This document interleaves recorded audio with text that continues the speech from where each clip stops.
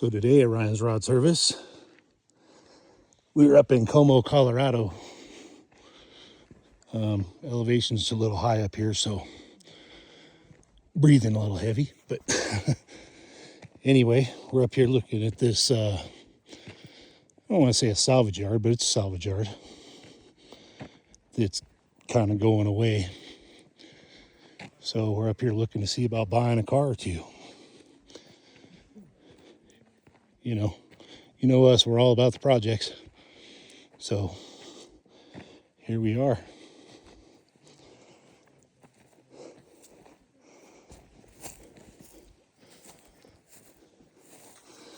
But I've been up here before. It goes way back, way up this valley.